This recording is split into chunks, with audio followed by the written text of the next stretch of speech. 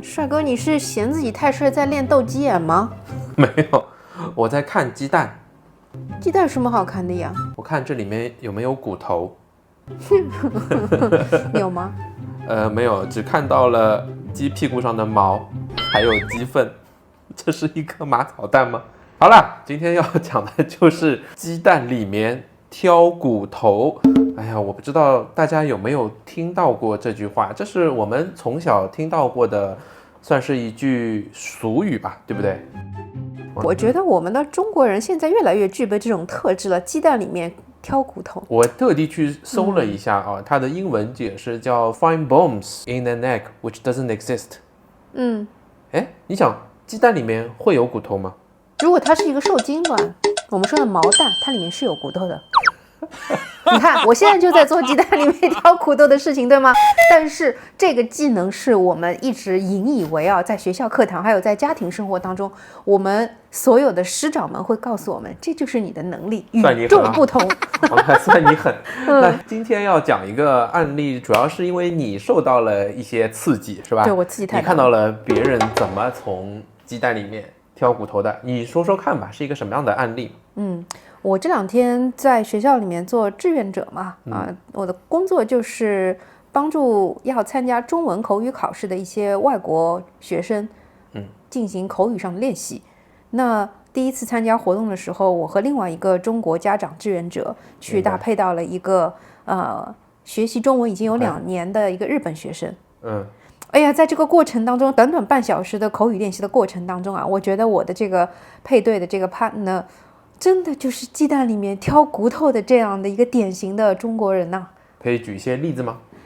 我先要说一说这个学生给我的感受啊，他是一个典型的，就是你看到他，你就会想到是日本女孩的这种特质，比较的羞怯，讲话声音非常小，而且非常懂礼貌。我是感觉他很害怕说中文，所以他的种种表现让我觉得说，我就很想要去鼓励他开口，并且在我们这个活动之前，口语老师就关照我们说，他们这个考试的得分点就是要回答日常交谈的问题。那么要把问题回答得非常的流畅，不要有这种结巴。第二个呢，是要把回答尽量的拉得长，越长越有分，哪怕当中有一些读音不标准，用词错误也没有关系，不会扣分。行，那你是怎么做的呢？你的 partner 又是怎么做的呢？我觉得上来的时候，这个 partner 就首先是神情比较严肃嘛。这个学生我们一来一往开口讲了几句话之后，我觉得这个孩子的中文水平确实是不行，各方面都不行，所以这时候我就想要给他点赞。所以他每一次说话说，比如说我问他你好，你请问你来自哪里？他回答之后，我就立刻说非常好，很棒，或者就是一个大拇指的手势去点给他。我观察我的这个 partner，他是面无表情的，就像我们这种传统意义上的很威严的一个家长，面无表情，没有任何的肯定。就像你平时对我一样。有这样必要吗？可能以前的我是这样，现在不是吧？那他是怎么做的呢？他非常在意纠正女孩子的这个发音。日本的这个学生，他可能在发平舌音跟翘舌音方面有一定的困难，所以呢，他就是专注的去修正它。就这方面的细节。但是我想，老师不是已经讲了吗？发音不标准不会扣分嘛。那我觉得他应该引导的方向是让这个孩子回答问题1句变2句，2句变3句，没有的。这个是一点。第二个呢，就是他非常在意去纠正这个女孩子一些口语化的表达，用非常书面的语言。我举个例子啊，这个女孩子说到她的一个好朋友有个特点是非常喜欢painting and arts。他就问我们，对，他用英文问我们说，这个东西我用英文怎么说，对吗？我告诉他，你可以讲我的朋友喜欢画画和艺术。然后这个旁边的我 partner 就纠正我说，画画这个词是不对的，它太口语化了，你应该告诉他我的朋友喜欢绘画。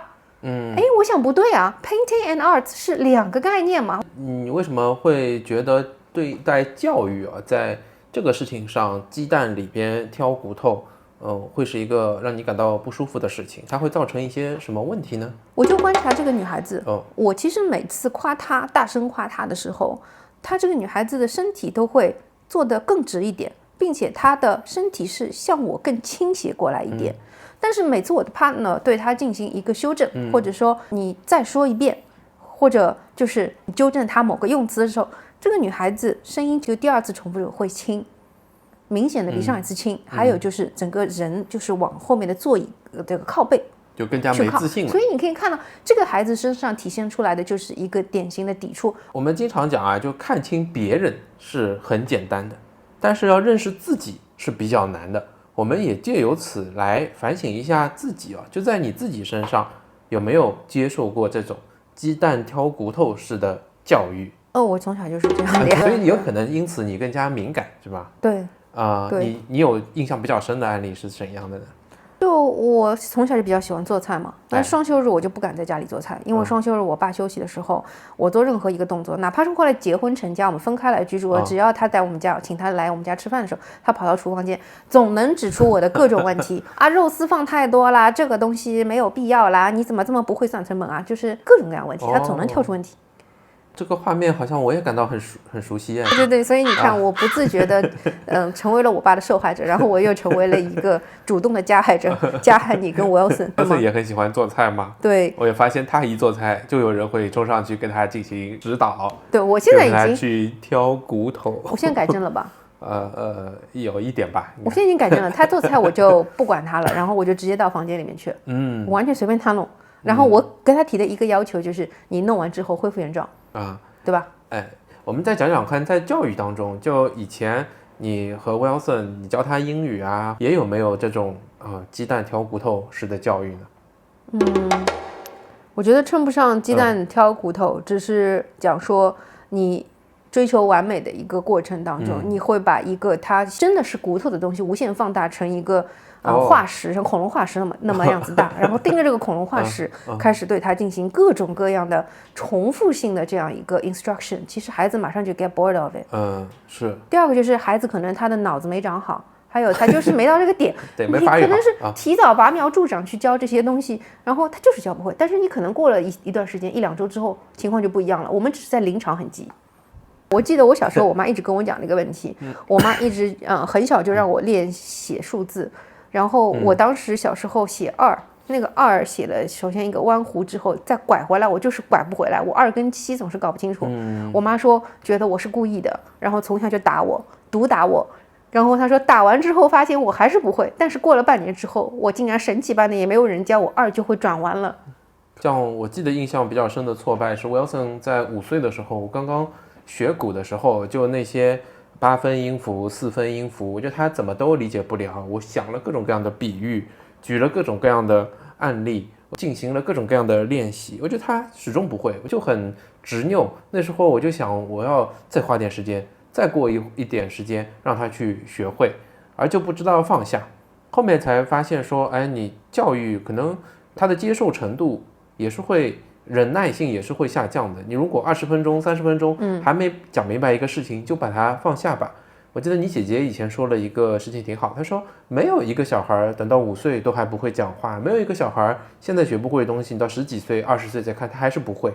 因此就代表说你给到他一定的时间，他一定会的。他今天没赶上，明天可能还是可以赶上，所以不用太着急。你说的很对。我姐姐说这句话的场景是讲到说，为什么她没有给自己的小孩训练说2到3岁要不用那个一次性的尿布？因为我们中国传统人的思维可能引以为傲的是小孩1岁开始就不用尿布了。他小孩一直用到4、5岁。他说小孩就是那根筋控制这个尿排放的这个膀胱的这根筋没有长好，长到4、5岁自然好了，他就不会有晚上再会尿床的这样的事情了，对不对？那我们现在分析一下啊，就是我们自己也是有过这种鸡蛋里挑骨头的这种实施，然后也接受过这种教育。你觉得为什么家长就作为教育的施予者，通常比较容易鸡蛋里面挑骨头，是怎么造成的呢？我觉得就是一个是心急嘛，欲速则不达，他忽略了个体的一个自然的成长的规律和一个学习的过程，对吧？这个是忽略掉了。然后第二个，我觉得就是对自己孩子进行这样一个非常严厉的，或者说这样的一个呵斥性的这个教育，他可能秉持着一种中国传统思维叫知耻而后勇。他觉得我用羞耻去激发出孩子的一个奋发向上的一个动力，他认为这是一种方法，但殊不知这是你让他支持，也有可能就让他其实是 humiliated， 其实你伤了他的自尊心。也许有一些这个孩子，他就从此以后他就自暴自弃了，对吧？因为我们是忽略到了这一种。我倒是觉得教育有其教育的规律啊，就是教育之所以是一个学科，是一个伟大的事业，是因为它有自己的一些客观和主观的规律在，你不能本能的就是，既然小孩学不会或者对方学不会，我们就通过反复的施加，觉得说，这个事情我也理解了，为什么你理解不了？教育可能就是要站在对方的接收者的角度去考虑问题。你要尊重一些像大脑啊这个发育的规律，尊重一些知识接收的规律，掌握一些技巧方法。对啊，我觉得你启发了我，这里面就有一种盲目的自信，也算是一种我执的一种吧。为什么说我认为他必须现在这样说，应该这样做？为什么我就成为了一个标尺去衡量别人呢？而不是讲说他是我的孩子，他是我的学生，他的这个特点应该是我来根据他因材施教，对吗？是我在思考它的背后。可能更加多的是一种社会心理上，我们从中国过来啊，很多人会有一个评价，就说你们中国人是很心急的。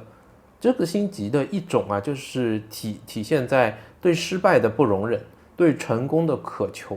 我觉得大家都会有一种普遍的心态上的焦虑，体现在这两个方面，因此他总是更希望在短的时间内施加更大的一个重复的量。你看企业也是。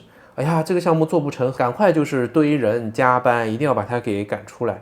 说小一点，就是家庭里边对小孩子的教育也是这样子。他的一个潜台词就是说，追求卓越才是你的本分。至于你是跟泯然众生的这个芸芸众生的一员，那是一种羞耻，我们是不允许你做到这种地步的。对，就我们之前讲的人上人，我觉得有一点点关联吧。就我们不太习惯和失败去相处，也不太习惯给到一些耐心和包容，能够让对方或者双方之间更加平和自然的去相处，看他那个花开花长，这种就比较少。就还有就是说，因为现在竞争非常激烈嘛，那你怎么脱颖而出？你能够看出人家看不出的东西，你能够在鸡蛋里面挑到骨头，这就是你的一个 core competence， 就是你的核心竞争力嘛。所以很多人他为了要追求说脱颖而出，他就训练自己变成说我本事很大，我能挑出你的问题，我能看出跟别人一样的东西。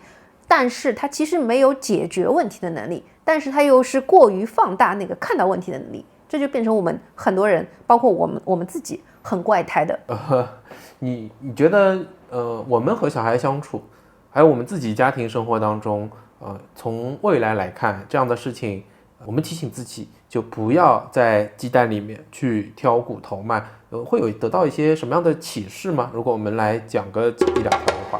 我觉得很多的启示就是我最近在学习这本 Emotional Intelligence 如何给到反馈。我们其实要的不是一个批评，不是羞辱，而是给到这个别人你这件事情一个客观的评价。也就是说，你做的这个事情和你应该做到这样一个 level， 你差了多少？你告诉他你可以往哪个方向去做，给他建议，然后给他提供资源去支持他去做。就可以了，而不是说因为他跟那个应该达到目的有一个 gap， 你就去进行人身攻击，说你真是太不努力了，太不用功了，你一定是存心的。